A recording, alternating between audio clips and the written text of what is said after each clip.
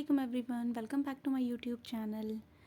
जैसे कि मैंने आपको प्रीवियस वीडियोस में बताया ही है कि हम जामिया मिल्लिया इस्लामिया की बी ऑनर्स इस्लामिक स्टडीज़ की प्रिपरेशन कर रहे हैं और हम जितने भी सिलेबस में मैंने आपको डिस्कस कराए थे सब्जेक्टिव पार्ट वो सारे ही कवर करेंगे। तो हमारा फर्स्ट टॉपिक जो था फंडामेंटल बिलीफ एंड प्रैक्टिसेस वो हमने कवर कर लिया है और हमारा सेकेंड टॉपिक जो था वो क्या है, life prophet life at Mecca and Medina. तो जैसे कि मैंने आपको फर्स्ट वीडियो में भी बताया था कि प्रॉफिट लाइफ एट मक्का वो एक सेपरेट वीडियो होगी और मदीना जो है वो भी सेपरेट वीडियो होगी, क्योंकि दोनों को मिक्सअप करके पढ़ाने से पहली चीज़ कन्फ्यूज़न क्रिएट होगी और दूसरा ये कि दोनों को सेपरेटली समझना आपके लिए इंपॉर्टेंट है, क्योंकि दोनों पे एक साथ क्वेश्चन नहीं आता, कितनी बार मेंशन ही नहीं करते हैं, तो वहाँ पर आपको दोनों लिखना पड़ता है।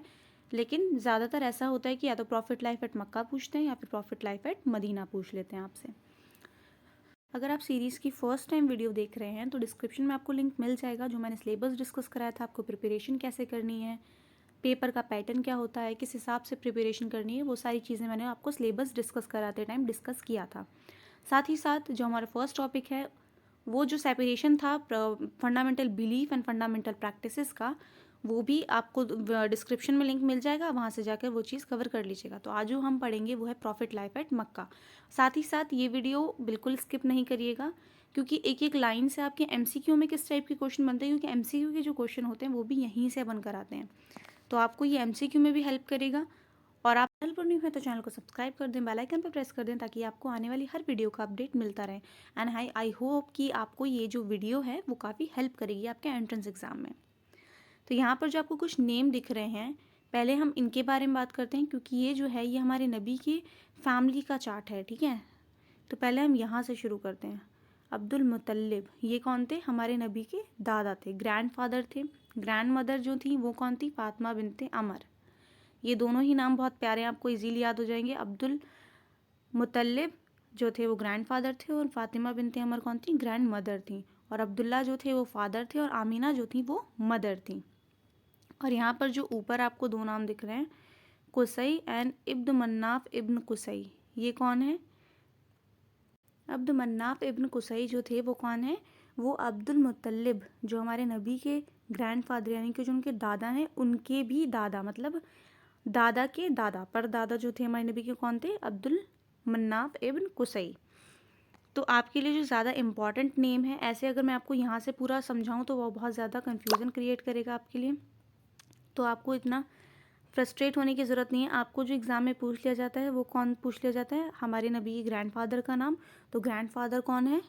ग्रैंडफादर जो है वो हैं अब्दुल मुतल्लिब। और ग्रैंड मदर कौन है? वो हैं फातिमा बिनते अमर। अब्दुल्ला कौन है? ये हैं फादर। और आमीना कौन है? ये हैं अम्मी, उनकी, हमारे नबी की मदर।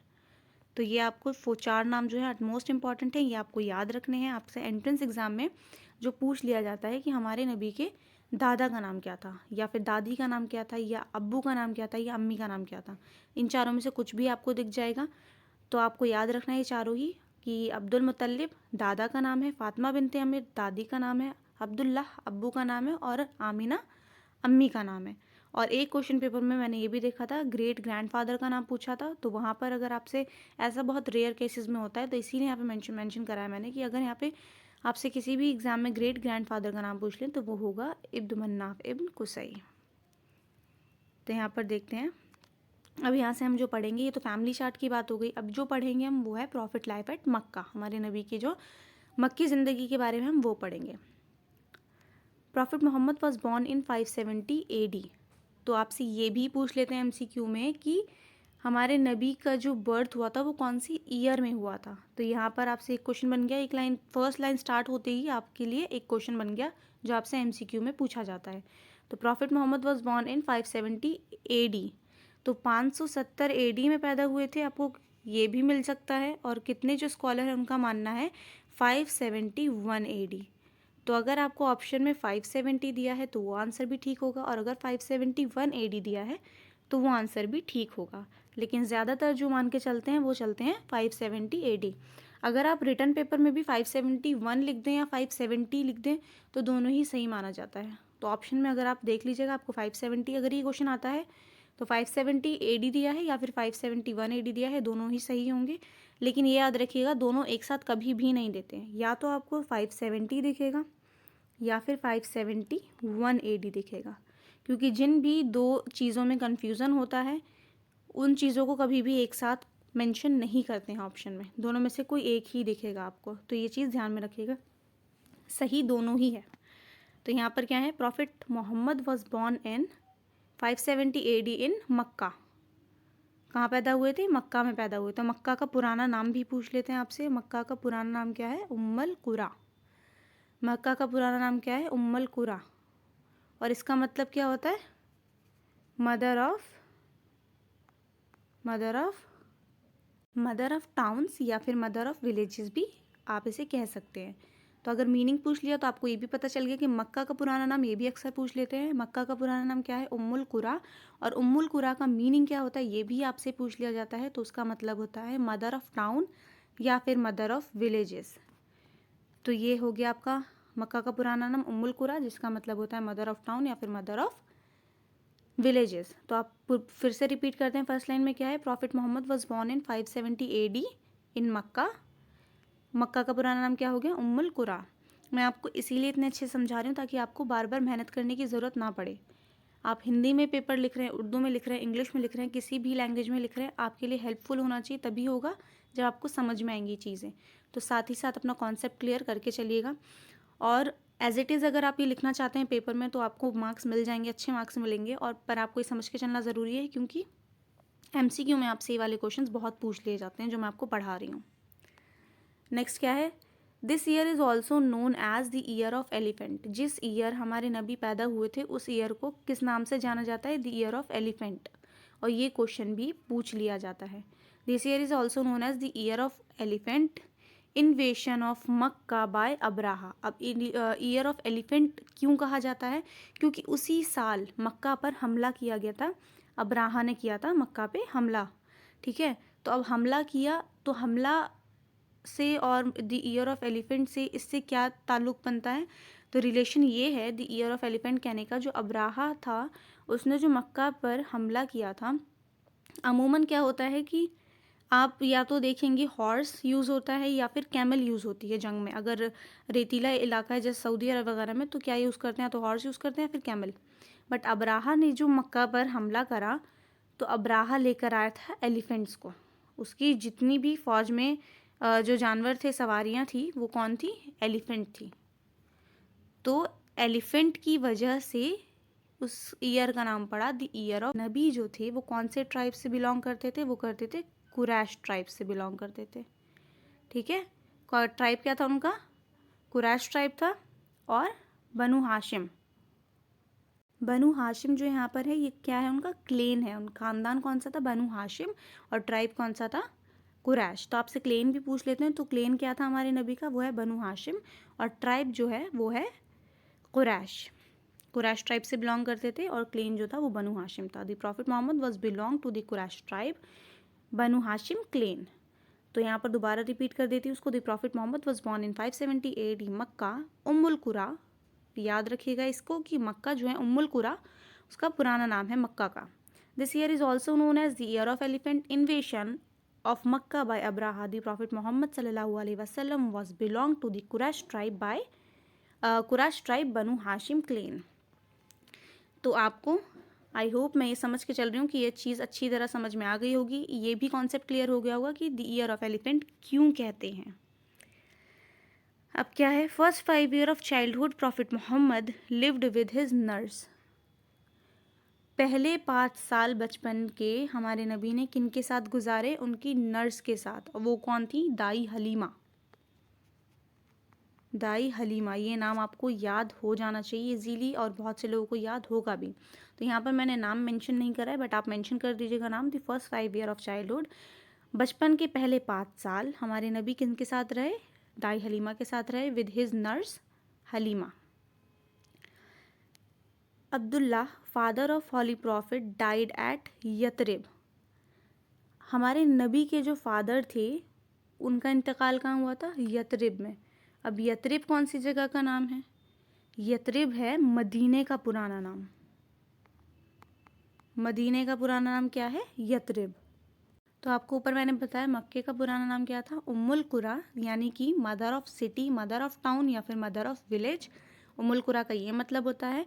और यतरिब ये भी क्वेश्चन आपसे पूछ लिया जाता है। जब मैं आपको 40 क्वेश्चंस का जो हमारी 2016 से हम सॉल्व करेंगे पेपर, मैं आपको ये सारे क्वेश्चन दिखाऊंगी जो मैं आपको अभी समझा रही हूँ, यहीं से क्वेश्चन बनकर आते हैं। आपको कुछ भी एक्स्ट्रा मेहनत करने की ज़रूरत नहीं, कोई भी एक्स्ट्रा एफर्ट डालने की ज़रूरत नहीं है। अगर आप ये अच्छे से समझ लेंगे तो समझ लीजिए आपका एंट्रेंस इजीली जो है वो क्वालिफाई कर लेंगे आप। तो यतरिब जो है वो है मदीने का पुराना नाम। मक्के का पुराना नाम क्या है? उम्मुल कुरा। उम्मुल कुरा का मतलब क्या होता है? Mother of city, mother of town या फिर मदर ऑफ विलेजेस, कुछ भी आपको मेंशन किया जा सकता है आपके ऑप्शन में। यतरिब किसका नाम है? वो है मदीने का पुराना नाम। तो यहाँ पर कंफ्यूज मत होइएगा। तो यहाँ पर क्या बात हो रही थी कि अब्दुल्ला जो कि हमारे नबी के अब्बू का नाम है, Abdullah father of prophet died at Yathrib. Yathrib यानी कि मदीना। इंतकाल कहाँ पे हुआ था हमारे नबी के अब्बू का? यतरिब में, यानी कि मदीने में। व्हेन मोहम्मद सल्लल्लाहु अलैहि वसल्लम was a post humus child. Post humus का मतलब क्या होता है? मतलब कि जब उनकी बर्थ नहीं हुई थी, बर्थ से पहले, बर्थ से पहले, बर्थ से पहले अगर कोई भी जो बेबी है वो बॉर्न होने वाला है लेकिन उसकी बर्थ से पहले उसके फादर की डेथ हो जाए तो उसे कहेंगे पोस्टह्यूमियस चाइल्ड। ठीक है, उसे कहा जाता है इंग्लिश में पोस्टह्यूमस चाइल्ड, मतलब कि इनकी बर्थ से पहले इनके फादर की डेथ हो गई थी। तो यहाँ पर ये है Abdullah the father of holy prophet died at Yathrib when Mohammad सल्लल्लाहु अलैहि वसल्लम was a posthumous child. I hope कि ये बात जो है आपकी अब तक की क्लियर हो गई होगी जितना भी हमने पढ़ा है। Amina mother of prophet Mohammad died in Abwa.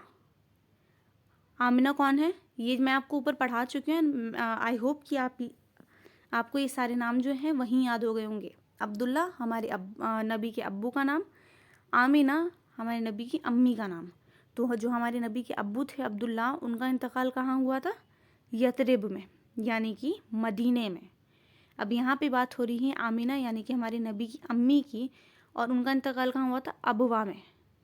अभी अबवा कहाँ है? अबवा जो है वो यतरिब यानी कि मदीने और मक्के के दरमियानी में एक जगह है, वहाँ पर उनका इंतकाल हुआ था। उस जगह का नाम क्या है? Abwa. Amina mother of prophet died in Abwa midway between Yathrib and Mecca. And I hope कि आपको ये क्लियर हो गया होगा। Prophet Mohammad only 6 year old on that time. जब हमारे नबी 6 साल के थे, महज 6 साल की उम्र में उनकी अम्मी का भी इंतकाल हो गया था। पैदाइश से पहले अब्बू का इंतकाल हो गया था और महज 6 साल की उम्र में जो है वो अम्मी का भी इंतकाल हो गया था। अब्दुल मुत्तलिब, जो कि मैंने अभी आपको बताया, ईसाई, ये 4 जो नाम हैं बहुत इंपॉर्टेंट है आपके लिए। अब्दुल मुत्तलिब कौन है? हमारे नबी के दादा। Abdul मुत्तलिब grand father of holy prophet died when he was only 9 year old.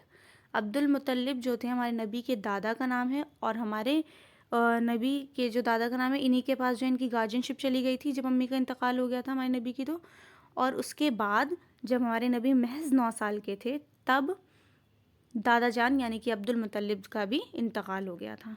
तो यहाँ पर देखिए, पैदाइश से पहले अब्दुल्ला यानी कि हमारे नबी के जो फादर थे उनका इंतकाल हो गया था। कहाँ हुआ था? यतरिब में हुआ था। और जब 6 साल के हुए तब अम्मी का इंतकाल हो गया था। महज 6 साल की उम्र में अम्मी का इंतकाल हुआ था। वो कहाँ हुआ था? अबवा में, जो कि अबवा है कहाँ पर? यतरिब और मक्का के बीच में, मदीना और मक्का के बीच में जो जगह पड़ती है अबवा, वहाँ हुआ था। आमिना यानी कि प्रॉफिट्स मदर का इंतकाल हुआ था अबवा में, और अबवा है यतरिब और मक्का के बीच में, जब वो सिर्फ महज 6 साल के थे। और जब 9 साल की उम्र हुई तो दादा का भी इंतकाल हो गया था। Abdul मुत्तलिब grand father of holy prophet died when he was only 9 year old. तो ये जो हम पढ़ रहे हैं प्रॉफिट लाइफ एट मक्का, तो ये सारी चीज़ें आपके लिए लिखना बहुत इंपॉर्टेंट है। ठीक है, तो ये सारी चीज़ें आपको लिखनी है। तो ये स्टार्टिंग से पैरा पढ़ लेते हैं कि first 5 year of the childhood profit Mohammad lived with his nurse Halima, जिनका नाम था दाई हलीमा। नर्स है तो वहाँ पर उसके बाद आप हलीमा भी लिख दीजिएगा। The first 5 year childhood profit Mohammad lived with his nurse Halima. Abdullah father of holy prophet died at Yathrib when Mohammad सल्लल्लाहु अलैहि वसल्लम was a posthumous child. Amina mother of prophet died in Abwa midway between Yathrib and Makkah. Prophet Muhammad only 6 year old on that time. Abdullah, grandfather of holy prophet, died when he was only 9 year old. तो ये हो गई ये सारी बात जो मैं आपको इतनी देर से समझा रही हूँ, एंड आई होप कि आपको समझ भी आ गया होगा। यहाँ पर क्या है, उसके बाद देखते हैं हमारे नबी के जो दादा थे उनका इंतकाल हो गया 9 साल की उम्र में। अब उसके बाद किनके पास उनकी गार्जियनशिप गई?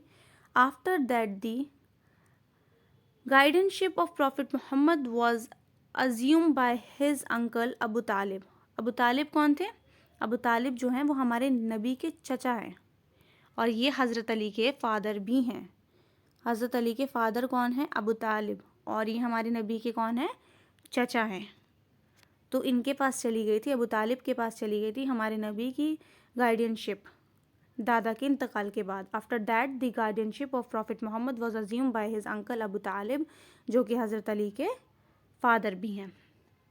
When prophet Mohammad was 12 year old, his journey to Syria in the company of his uncle Abu Talib, where they met a Christian monk Bahira at Basra who foretell of his prophethood. अब ये जो है यहाँ पर आपके लिए बहुत important बात है, ये भी याद रखना ज़रूरी है कि हज़रत अली के जो अब्बू का नाम था वो क्या था? अबू तालिब, और अबू तालिब जो थे वो हमारे नबी के चचा थे, जिनके पास हमारे नबी के दादा के इंतकाल के बाद जिनके पास उनकी गार्डियनशिप गई थी वो थे अबू तालिब। 12 साल की उम्र में, महज 12 साल की उम्र थी जब हमारे नबी की, तो उन्होंने सफ़र करा था सीरिया। मक्का से सीरिया गए थे किनके साथ? अपने अंकल अबू तालिब के साथ, जहाँ पर उनकी मुलाकात हुई थी क्रिश्चियन मॉन्क जो होते हैं ना पादरी, क्रिश्चियन मॉन्क से उनकी मुलाकात हुई थी, जिसका नाम क्या था? बहीरा। ये नाम भी आपको याद रखना ज़रूरी है, आपसे पूछ लेते हैं एमसीक्यू में।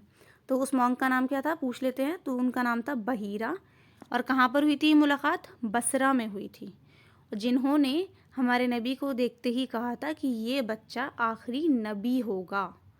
उन्होंने उनकी पहचान बता दी थी कि ये जो है ये बच्चा ये आखिरी नबी होगा।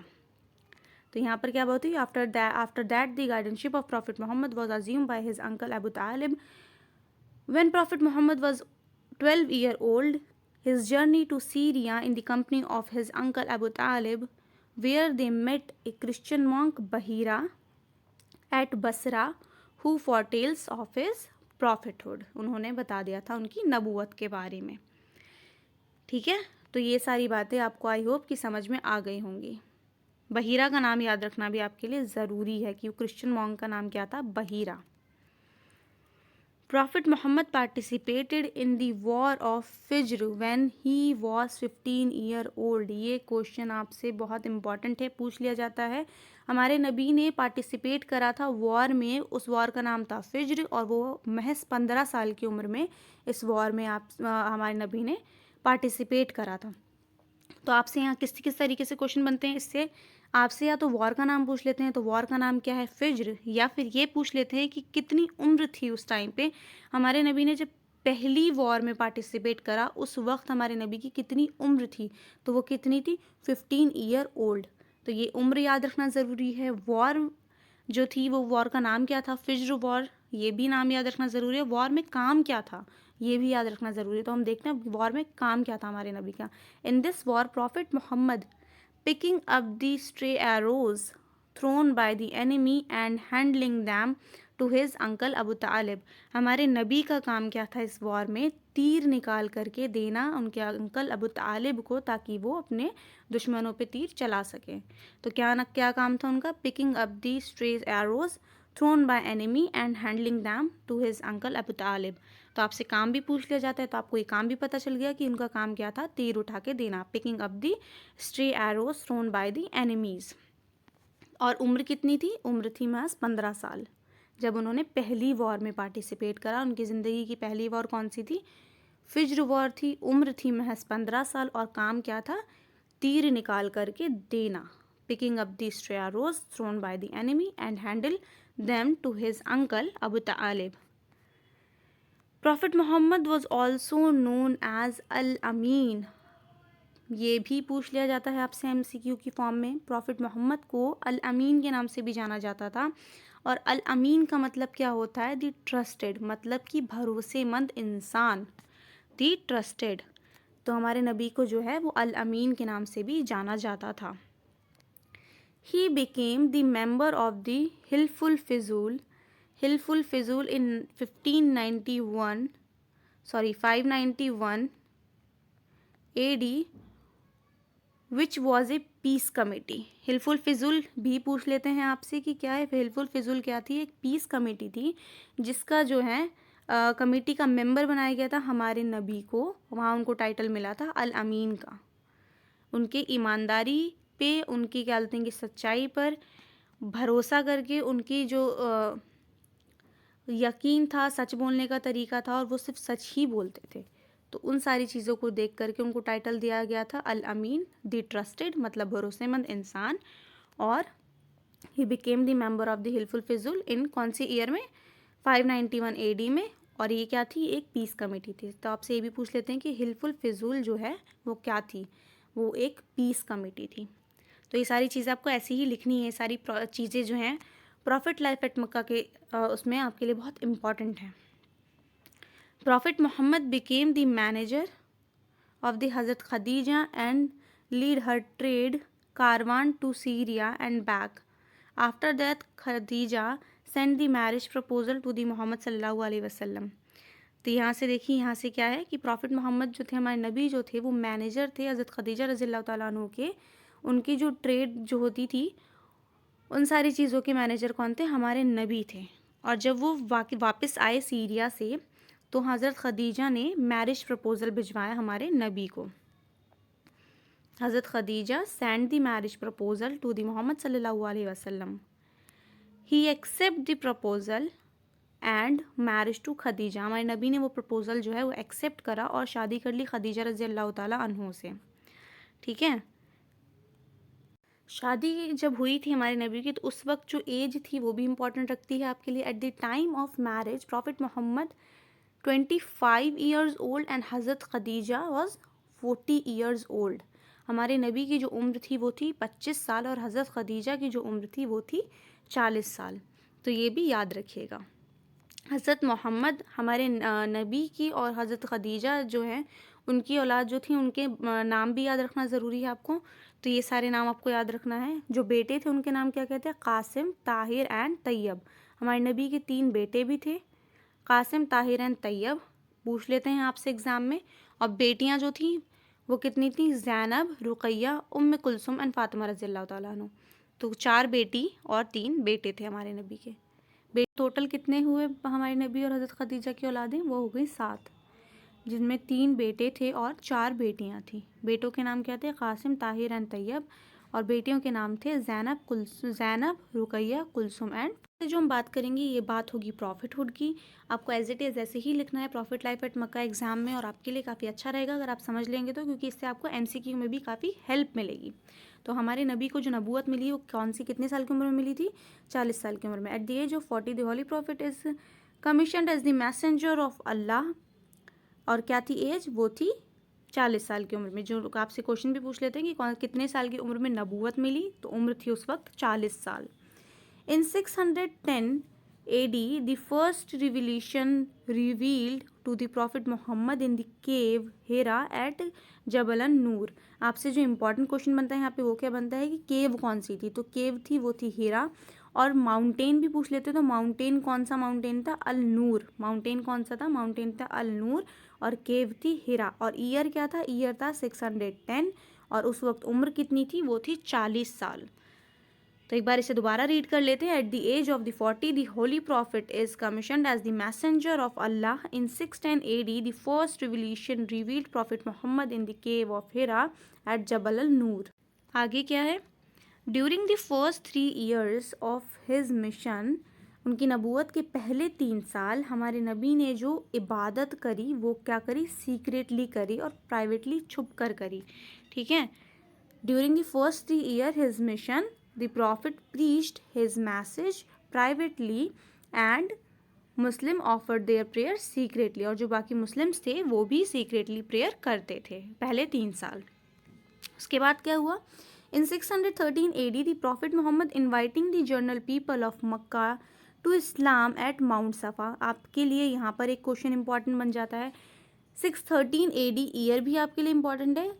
613 AD में क्या हुआ? हमारे नबी ने मक्का के जनरल पीपल को जो है इस्लाम की दावत दी, और वो ऐलान कहाँ से करा उन्होंने? माउंट सफ़ा से करा।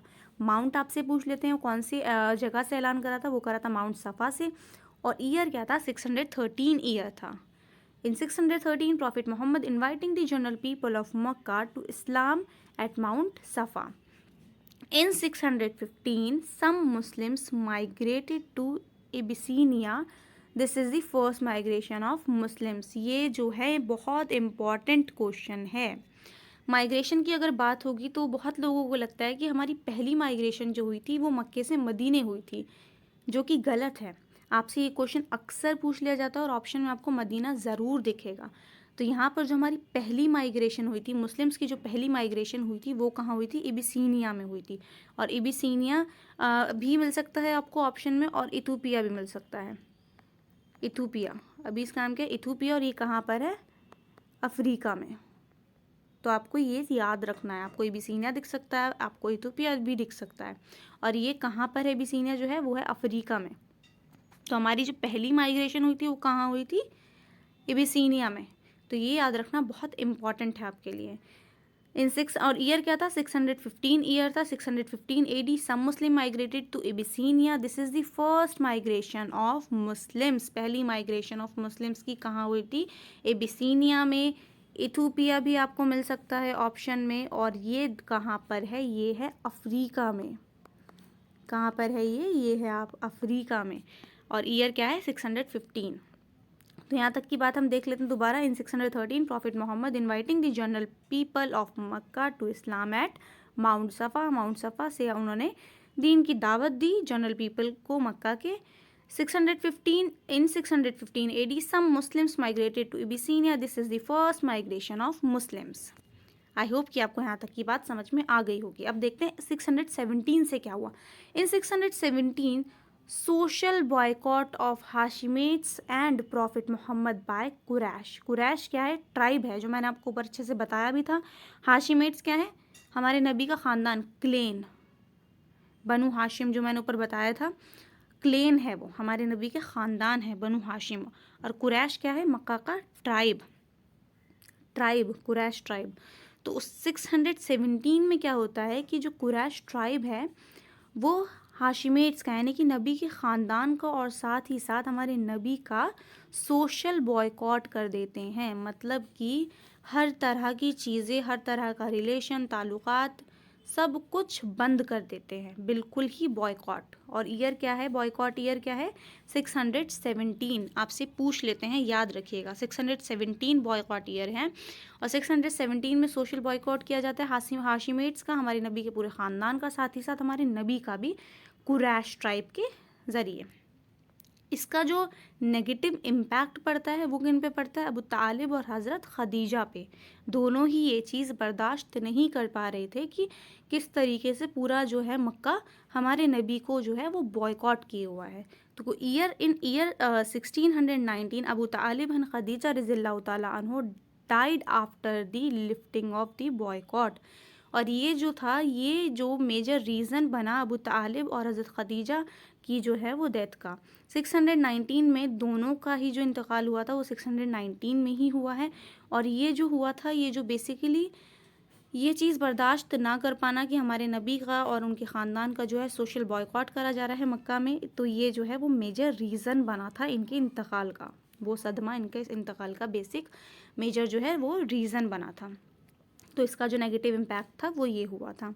अबू तालिब कौन थे? हज़रत अली के जो फ़ादर हैं उनका नाम अबू तालिब था। और हमारे नबी के जो चचा, जो उनसे बहुत ज़्यादा मोहब्बत करते थे, वो ये चीज़ बर्दाश्त नहीं कर पाए। और हज़रत खदीजा जो हमारे नबी की फर्स्ट वाइफ थी, उनसे भी ये चीज़ जो सोशल बॉयकॉट किया वो बर्दाश्त नहीं हो पाया। ईयर क्या था? 619, जो आपके लिए बहुत इम्पॉर्टेंट है। और इस ईयर को किस नाम से जाना जाता है? This year is also known as the year of sorrow. The year of sorrow. Year of sorrow का मतलब क्या हुआ?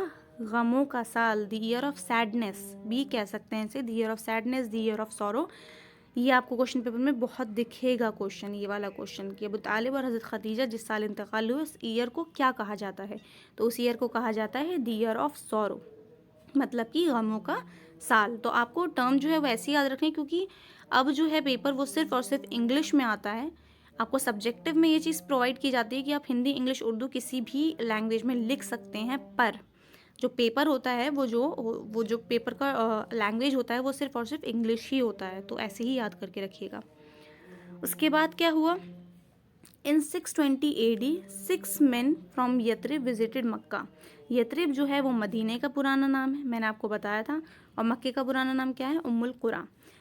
620 AD में 6 जो हैं आदमी वो मदीने से मक्का आए थे, और उन्हें जो है हमारे नबी ने इस्लाम की दावत दी, और उन्हें जो है इस्लाम की दावत जो है वो पसंद आई, हमारा जो मज़हब है वो पसंद आया। उनमें से 5 लोग जो है वो इस्लाम कबूल कर लेते हैं। In 620 AD, 6 men from Yathrib visited Makkah. The Holy Prophet who invited them to Islam, 5 out of them 6 men accepted Islam. 6 में से 5 लोगों ने इस्लाम कबूल कर लिया। उसके बाद क्या होता है, in 621 AD, some more people came from Yathrib and met Muhammad sallallahu alaihi wasallam at Aqaba and were converted to Islam. उसके बाद कुछ और लोग आते हैं मदीने से मक्का हमारे नबी से मुलाकात करने, और वो भी जो है, और वो मुलाकात कहाँ पर होती है, वो होती है अकबा में, और वो भी उसके बाद इस्लाम कबूल कर लेते हैं। उसके बाद क्या होता है, आपके लिए ये बहुत इंपॉर्टेंट है, 622 AD। In 622 AD, a large delegation from Yathrib visited Makkah, where they met Prophet Muhammad at Aqaba and took pledge known as the second pledge of Aqaba. 622 AD में जो है एक बड़ा डेलीगेशन आता है मदीने से मक्का, जो कि हमारे नबी से मुलाकात करता है अक़बा में, और उसको कहा गया सेकंड प्लेज ऑफ अक़बा। क्या कहा गया उसको, second pledge of Aqaba. Second pledge of Aqaba जो है वो इम्पॉर्टेंट रहती है आपके लिए, और ईयर आपसे बहुत इंपॉर्टेंट रहता है, आपके लिए पूछ लिया जाता है। तो ईयर जो होगा आपका, जो अगर आपसे पूछा जाता है कि सेकंड प्लेज ऑफ अक़बा कौन से ईयर में हुआ, तो सो राइट आंसर क्या होगा वहाँ पे 622 AD। ठीक है, तो सेकंड प्लेज ऑफ अक़बा क्यों इंपॉर्टेंट रहता है, अभी हम इस बारे में ही बात करते हैं। तो आपको ईयर याद रखना है 622 AD, और यहाँ पर एक और क्वेश्चन बनता है आपके लिए MCQ की फॉर्म में कि सेकंड प्लेज ऑफ अक़बा जो हुआ था हमारे नबी और किन लोगों के दरमियान हुआ था, तो वो हुआ था मदीने के लोगों के दरमियान। तो आपसे ये भी क्वेश्चन कर लेते हैं, तो मदीने के लोगों के दरमियान हुआ था और हमारे नबी के लोगों के दरमियान हुआ था सेकंड प्लेज ऑफ अक़बा, जो कि बहुत बड़ी तादाद में लोग मदीना आए थे, मक्के से मदीना आए थे इस्लाम कबूल करने के लिए। तो आपके लिए ये चीज़ इंपॉर्टेंट है। अच्छा, मैंने एक चीज़ यहाँ पर मिस करी है आपसे, जो यहाँ पर एबीसीनिया वाला क्वेश्चन था, क्वेश्चन कह रही हूँ पैराग्राफ, इसमें यहाँ पर जो है एक अटमोस्ट इंपॉर्टेंट क्वेश्चन भी बनता है। मैंने आपको बता दिया कि एबीसीनिया जो है उसे इथोपिया भी लिखा हुआ आ सकता है, एबीसीनिया अफ्रीका में है, पहली माइग्रेशन हुई मुस्लिम्स की। यहाँ पर एक क्वेश्चन और बनता है कि जो ये हमारी जो फर्स्ट माइग्रेशन हुई थी, तो वहाँ पर जो हमारे 4 खलीफा थे, उनमें से कौन से खलीफा इस एबीसीनिया के जो पहले माइग्रेशन जो हुआ था इस दौरान मौजूद थे, तो वो कौन थे, उस्मान रज़ियल्लाहु ताला अन्हु जो थे वो इस एबीसीनिया की माइग्रेशन में मौजूद थे। कौन थे, उस्मान रज़ियल्लाहु ताला अन्हु। आई होप कि आपको ये भी याद रहेगा। तो उस्मान रज़ियल्लाहु ताला अन्हु का याद रखिएगा, और जैसे ही prophet life at Mecca, prophet life at Medina हम कवर कर लेंगे, उसके बाद जो है वो हम चारों खलीफाओं के बारे में सेपरेटली पढ़ेंगे।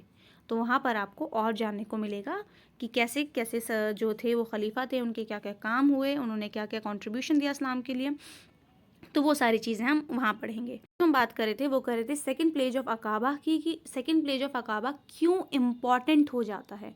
तो basically second pledge of Aqaba जो लार्ज डेलीगेशन आया था यथरिब से मक्का, मतलब कि मदीने से जो मक्का लोग आए थे हमारे नबी से मुलाकात करने, उनका जो मेन मोटिव था वो यही था कि वो इनवाइट करने आए थे हमारे नबी को कि आप मक्का छोड़ करके मदीना चलिए, और जैसा ये लोग कर रहे हैं आपके साथ वैसा हम बिल्कुल नहीं करेंगे, आपके साथ हमेशा खड़े रहेंगे।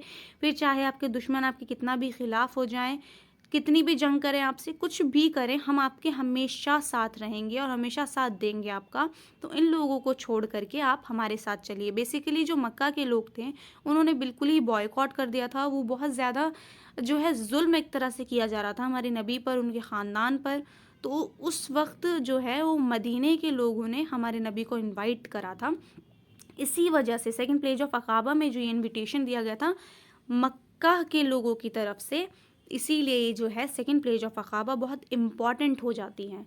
The Prophet was invited to come to Yathrib and live there midst the undertook to protect him and restore to war against enemy.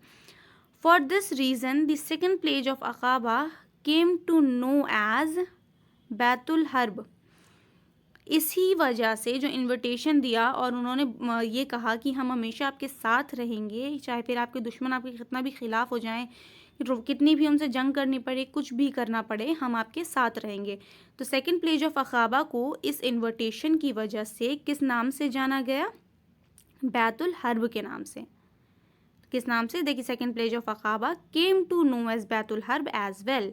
Second pledge of Aqaba के अलावा आपको अगर बैतुल हर्ब दिख जाए तो उसका मतलब भी यही है कि सेकंड प्लेज ऑफ अकाबा की ही बात हो रही है.